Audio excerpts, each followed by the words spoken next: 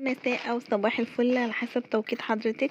يا رب تكونوا بخير. ما تنسوش قبل ما نبتدي في الفيديو، ما تنسوش اللايك واشتراك في القناه وكومنت حلو منكم شجعني انزل فيديوهات اكتر. انا بعمل ايه بقى؟ تعالوا نشوف بنعمل ايه.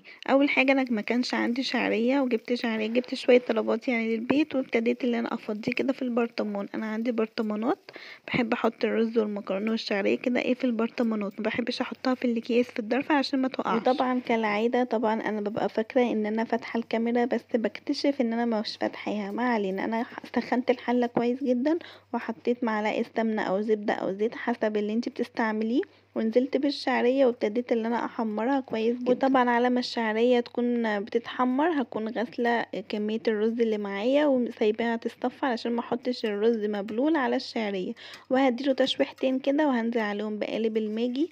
لو عندك حبهان بيبقى طعمه حلو قوي، انا ما كانش عندي فاستكفيت بشوربه الماجي. وهبتدي بقى احط الميه بس بعد ما اسيح الماجي كويس جدا في الرز، اتاكد ان هي ساحت عشان مبقاش فيها اي تكتلات وتيجي تحت اسنان اي حد ويتضايقوا. بتبقى طعمها فظيع بجد، بتبقى رخمه قوي لما تيجي في بق حد وهي لسه ما ساحتش. وانزل عليهم بكميه الميه. انا خلاص ما بقتش بعاير الميه عشان خلاص حفظت الكمية، لان ايدي على طول يعني في المطبخ وكده. حفظت الكمية، هي كوباية الرز بتاخد كوباية مية، وطبعا على حسب نوعية الرز اللي انت بتعمليه. والرز البسمتي بياخد مية اكتر من الرز العادي. وهبتدي بقى ان انا افرم البصل. انا كان عندي بصلاية واحدة متقشرة، وهبتدي ان انا اقشر بصلاية تانية. هبتدي ان انا اقشرها واغسلها كويس جدا من السواد اللي هي فيها دي، حتى البصلاية فيها سواد، يا ربي مفيش حد سالك في الدنيا دي. ما علينا. هبتدي بقى ان انا اغسلها وانضف البلانشة دي او اللي هو القرمة دي، مش عارفة اسمها ايه الصراحة، نسيت. وهبتدي ان انا احط بقى البصلاية دي في الكبة وهفرمها.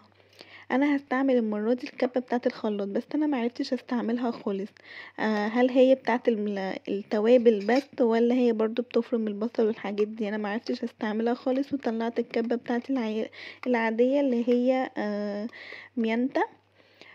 طلعتها عادي واستعملتها. اعمل ايه بقى باللحمه والمقادير دي؟ كملوا معايا الفيديو وانتوا تعرفوا. انا عندي كده نص كيلو لحمه، بس انا خدت ربعه بس. وصلصه طماطم، والبصلايه صفيتها كويس جدا من الميه وحطيت الميه بتاعتها على عصير الطماطم، وشبت وبقدونس وكزبره، او شبت وبقدونس بس بلاش كزبره، المتاح عندك، ولو مش متاح مش مشكله. وفلفلايه قطعتها كده قطع صغيره. اول حاجه أنا حطيت اللحمه في الطبق، واحط عليها البصل وشويه من الشبت والبقدونس، وهبتدي ان انا ابهرها بملح وفلفل وكمون وبابريكا وتوم باودر، وحطيت عليها شويه من الثوماء شويه صغيرين جدا. وهبتدي ان انا بقى ايه اقلبها كده ادخل كده كل حاجه مع بعضها. طبعا انا بستعمل ايدي نضيفه طبيعي، يعني كلنا في البيت بنستعمل ايدينا، وطبعا بكون غسلاها كويس. انا طول ما انا واقفه في المطبخ ايدينا في الميه اكيد يعني. وهنا بقى انا افتكرت ان انا ما حطيتش ملح اصلا، وكويس ان انا افتكرت وانا بعمل الاكل، لان لو كنت عملتها وسويتها واكتشفت ان انا ما حطيتش فيها ملح، كان احمد هيرميها في وشي الصراحه، وانا اصلا ما كنتش هاكلها، لان بتبقى اكيد طبعا الملح بيظبط الاكل، بس هي ما كانش عليها ملح خالص، فالحمد لله اللي انا افتكرت. وطبعا انا غاسله ايدي، كلنا واقفين في المطبخ ايدينا نضيفه، وكمان انا مش بحب البس جلافز وانا بشتغل في حاجات معينه، عشان بحب ان انا احس بملمس الحاجه. اكيد يعني كلنا ايدينا نضيفه. انا طول ما انا واقفه في المطبخ ايدي في الميه تمام، عشان ما حدش يجي يقول لي انت ازاي ما مش لابسه جلافز وازاي بتستعملي ايدك والحاجات دي. تمام. انا ابتدي بقى ان انا اكورها كده، اعملها كور على قد، يعني مش كبيره ولا صغيره، متوسطه. طبعا انت لو عايزه تعمليها صوابع براحتك، بس انا حبيت اعملها كور. وهحط ده بقى طبق فيه دقيق، هدحرجها بالدقيق، هغلفها كلها بالدقيق.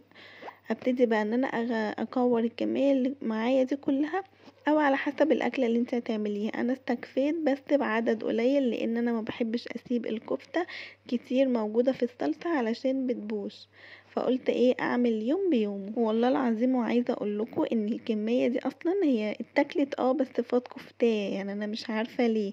وحطيتها بقى على جنب وهكمل عليها بكره. الواحد بجد ملهوش اكله ومش بياكل وبيتخن، مش عارفه ليه، يعني الواحد بيتخن على الريحه فعلا.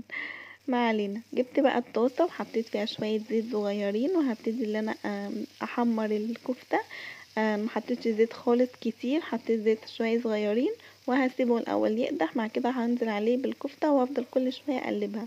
وعلى ما الكفته بقى تستوي وتتحمر كده معانا هبتدي ان انا اقشر بطاطسيتين، عشان انا بحب اعمل الكفته معاها بطاطس وشويه خضار كده صغيرين. هبتدي ان انا اقشر البطاطس بقى، طبعا انا غسلتها وهبتدي ان انا اقشرها، وطبعا هغسلها تاني. انا عشان اقول لكم بس اللي انا كل شويه بغسل الحاجه، انا بحب اغسل كل حاجه كذا مره عشان اتاكد ان هي قشرت البطاطس وغسلتها كويس جدا. وبصوا بقى الحركه دي، ايه رايكم؟ بصوا مش عايزه اقول لكم على السرعه. غسلتها بقى وقطعتها كده مكعبات صغيره، متوسطه يعني، ولا صغيره قوي ولا كبيره قوي. وهبتدي بقى ان انا هنزل عليها، هنزل بيها على الطاسه اللي انا حمرت فيها الكفته. احط الكفته كده على جنب علشان تاخد بقى البهاريز بقى بتاعه والصوص بتاعه الكفته اللي نزل في الطاسه. اديها كده تحميره بسيطه اللي هي تعمل كفر كده من فوق الوش، وهديها بقى تقلبتين وهسيبها على النار لحد ما نشوف الخطوه اللي بعدها. جبت بقى الطاجن الكبير بتاعي، طبعا انتوا عارفين ان الطواجن والحاجات بتاعتي كبيره. جبت الطاجن الكبير بتاعي وحطيت فيه بصلايه متقطعه كده صغيره، وتوم مقطوع شرايح، ودي كوسه وفاصوليا خضراء برضو مش كتير، وقطعت عليهم فلفلايه. حطيت ملح وفلفل، المره دي ما نسيتش الملح اهو، وبابريكا وتوم باودر. وحطيت نص ماجي، ما حطيتش ماجي كتير، برضو ما حطيتش ملح كتير لان كل حاجه متملحه. الماجي برضو تديها كده نكهه حلوه للشوربه بتاعتها او الصلصه بتاعتها. واقلب كل ده مع بعض على ما اكون بقى عملت الخطوه دي، تكون البطاطس خلاص اتشوحت معايا وخدت الكفر الحلو اللي انا عايزاه. هبتدي بقى انزل هحط البطاطس على الخضار اللي انا عملته، وهقلب كل ده مع بعض علشان اتاكد ان كل حاجه خدت كفر من التوابل والملح وكله. اتمنى بقى لو وصلت معايا للمرحله دي ما تكونيش نسيتي اللايك والاشتراك بتاعي، اتمنى يعني، مش هقول تاني. وبس انا كده بقى قلبته وسويته. هبتدي بقى احط عليها الكفته كده من فوق الوش. بصوا هي كل حاجه كده خدت نص سوا، على ما احط فيها بقى الصلصه واحطها في الفرن كل حاجه تستوي مع بعض. حكوش عليا بقى في الخطوه الجايه دي، انا مش عارفه انا كنت بعمل ايه، بس انا كنت ببص على الكاميرا والله عشان اتاكد ان كل حاجه بتستور. بس الحمد لله اللي هي جت على قد كده ومفيش اي حاجه، اي حبه صغيرين بس اللي اتدلقوا. ومسحت الدنيا وخلاص ولا كأن في حاجة حصلت. وابتديت بقى ان انا احط الطماطم كده، عصير الطماطم، واقلبها كويس جدا حطيتها في الفرن من غير ما اغطيها. والرز خلاص استوى معانا. بصوا انا حطيته علشان هو لسه سخن فما خدش الشكل معايا، ولقيته مره واحده دب وقع كله على بعض.